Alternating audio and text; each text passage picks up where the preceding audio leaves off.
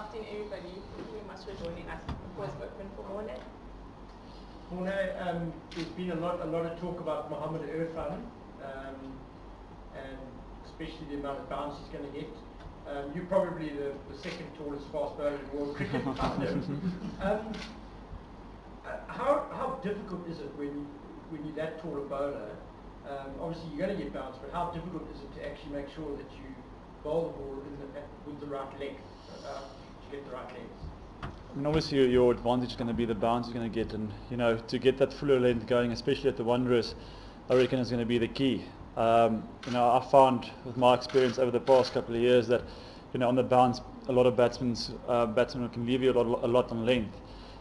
So I think the most important thing for that is just to try and find a way and your rhythm so that you can hit that fuller length consistently and still at a good pace. I think that's at times where I've gone wrong is as soon as I try to get fuller, I just put the ball there instead of still bowling and hitting the deck. So I think that's obviously something you'll have to work out. I mean, I don't know. You won't have any experience on a quicker bouncer wicket, especially coming from the subcontinent. But I think it's going to be interesting to see him go, how he goes. Well, I think obviously you're pretty tall as well, and that type, just the physical presence when batsmen see a ginormous person coming towards them, does that add to the scare factor? Definitely. I think if you speak to all the batters around the world, a guy who's over 2 meters tall and the amount of bounce he'll get, that's a scary thing. It's not about the pace; it's that awkward bounce from a length, from quite a foolish length. So I think that's going to be, we need to find a good game plan and good game plans against him if he plays, and I'm sure I'm very capable. Well, sure our batsmen are very capable to go and do that. I mean, we've played against every bowling attack in the world, and at next we can come up with some good ideas and how to prepare for that.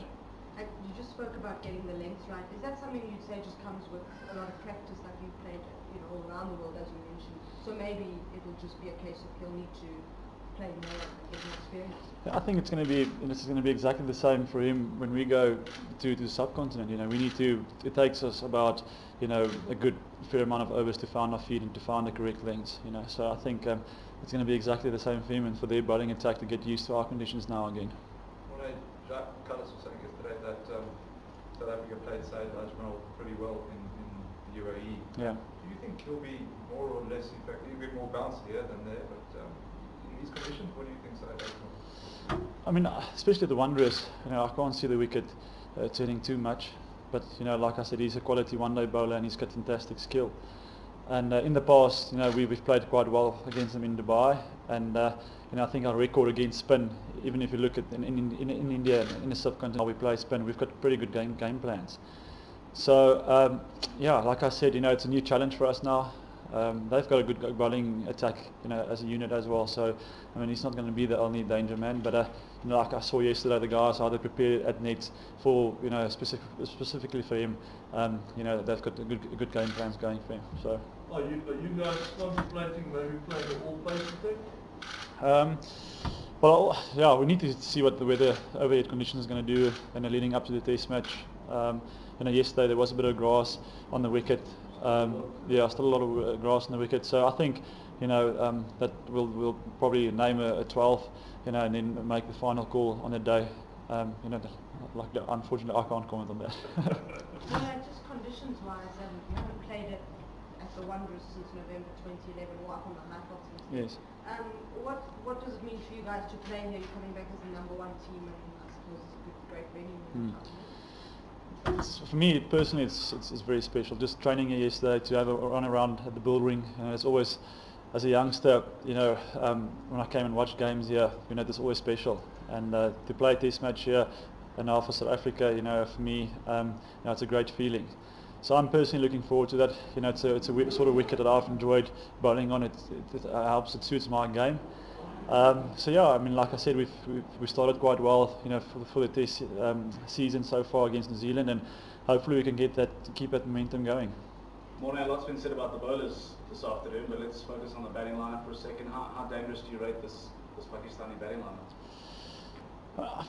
We've got a lot of respect for them. We know when they arrive and they bring their game on the day, they're very dangerous. Some of the homework we've done so far this morning, we've got some good game plans going to them, and they're very dangerous players that can score to a quick rate. So I think it's just important that we do start off well. Whenever we've got the ball in hand, I think that's something that we've really done well so far. Really landing that first punch as a bowling unit, and that sort of momentum and sort of thing we'd like to keep going. But like I said, it's going to be a whole completely different challenge for us now. They've got different setups and different ways they go about their innings, so it's nice, and we're looking forward to that. You're looking forward to a tougher series? Yeah, definitely. I think they've been playing well the past couple of months. In the past year, they've had a success against England, and we know they're a very dangerous team. So we've got, like I said, we every test match for us, we respect our opponents, and nothing less now from Pakistan. We're really expecting a tough challenge. Given the presence of Irfan in the opposing team, have South African batsmen asked you to do a bit more bowling to the nets? No, not at all. I think Graham and those sort of guys, they've got their ways of preparing and all those sort of things. I saw in Australia, they had a big box there at nets, and they were preparing for my height and all those sort of things. Maybe they'll come up with some sort of game plan today with that. But like I said, Graham and all of them, they're all looking forward to the challenge. It's something new, it's something different, and the way they prepare, I think will be good. Do you think other subcontinental teams tend to struggle in South African conditions? Do you think they will as well, this Pakistanis? For sure. Like I said, it's for any touring team. I think they've had one warm-up game, and so like I said, they're going to be under pressure, and they're going to have sort of game plans going into the thing, and I think it will take them a couple of hours to get used to the conditions and that test match intensity. It's going to be a completely sort of different intensity and pressure and all those sort of things. So like I said, we just need to focus on doing the right things and really stick to our basics. If we can control the basics, do that as best as possible, then any team is going to in a way struggle. So that's our main focus. Morne, what did you take out of playing them in the UAE 2 and a bit years ago? Obviously conditions would be completely different, but what did you learn from that experience? I think the main thing is, the makeup of the lineup. They've got guys that can attack up front, very attacking guys up front, and they've got guys in the middle that can bat time as well. So they're not just a all-out team that's going to go and be flashy. So it's hard work. They've got some quality and some experience with Yunus Khan and Misbah there in the middle order, and they're the key guys that we need to target and try to get out quite early, because they can bat time. And I just think they're a dangerous team. They can always, in a way, counterpunch and fight back and those sort of things. So I think it's for us, it's going to be important not to if we have a good session, to relax and just to keep on adding those sort of pressure and see how they go from there. In the last series in UAE, as George just mentioned, major for major, they were quite tough against you in that test series, the Pakistan team. Yes. Do you fear or suspect that they could be as good as they were on those wickets here, on the bouncy wickets of South Africa? Definitely. I think they've played in a 2020 World Cup final. That's a sign that they can adapt to those sort of conditions, and they do have the experience to do that in their lineup. So like I said, I think it's going to be a fantastic series, and we're looking forward to that. We know they're going to be tough competition, and we need to just be on the money, and hopefully we can do the right things more often and get the results. From a winning point of view, what gives you more satisfaction? Rolling a side like you did with Sri Lanka, with New Zealand, within 3 days, or coming up against a team that really pushes you almost for 5 full days? I actually enjoy both. When you beat a team in 3 days, as a fast bowler, you get to 2 days extra just to rest and get your recovery and feet up a little bit. But there's nothing better than working hard for 5 days and actually walking back into the dressing room, sitting there, and really, you can feel if I can say, the blood, sweat and tears. So, and just enjoying that sort of moment with the team. That's Test cricket. That's what you want to play for and you wish for, and for it to be as tough and hard as possible. And yeah, I think that brings a team, tighter and together as well. Fighting out there for 5 days. I think that's made this Proteas team so special. And then also just lastly for me, sort of changing from the coast. You play Test cricket, then you were playing one-day cricket. Now you're suddenly playing Test cricket a couple of days later. Jacques Ellis yesterday said it gets easier the more you do it. Is that the way you find it as well? To be able to switch from one-day mode to Test mode? It does get challenging, at times. As soon as I feel I've got a sort of a good rhythm going in the Test matches, then I must start thinking about power plays and death bowling and all those sort of things. And I've got in a way limited time to practice and prepare for those sort of skills.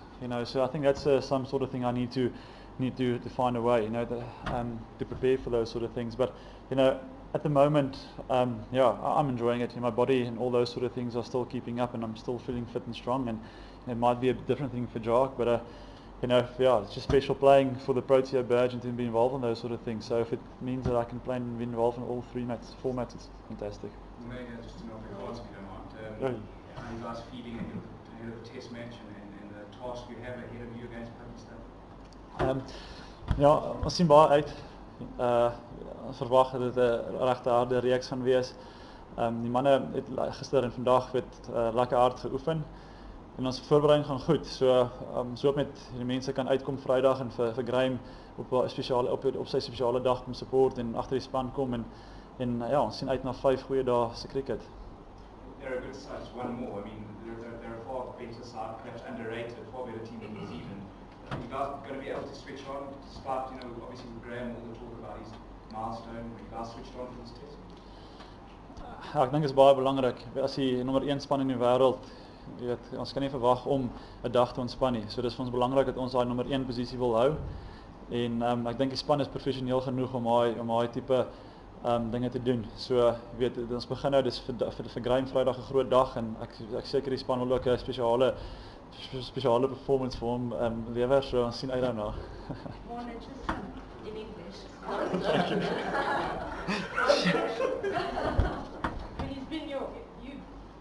He's been the only Test captain you've played under, Yeah. I imagine, and obviously you would have had some sort of influence on your development of No, your career. definitely. Can you maybe just tell us what that is and what's made it so great or not great to play? Yeah, I think what people don't see is the sort of work that Graham, what he does behind the scenes in the change room and all those sort of things. And I call him the voice. Whenever he speaks in the change rooms or in team meetings or those sort of things, you listen, you put everything down, and you actually listen when the man says. And I've got a lot of respect for him.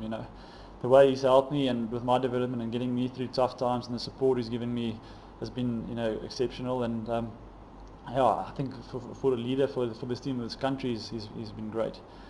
And I just hope on Friday there can be a massive turnout and we can really get behind and support him. I think he's deserved everything. Do you think he's a very misunderstood kind of?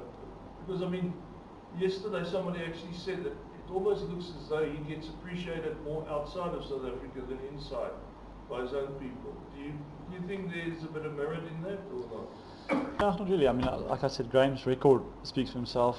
He's the opening batsman that averages 50, batting up front against a new ball, so that's fantastic. And the way he's led this team, in overseas and at home is unbelievable. I think the only pity is that people don't get the behind the scenes sort of coverage what happens in the dressing room.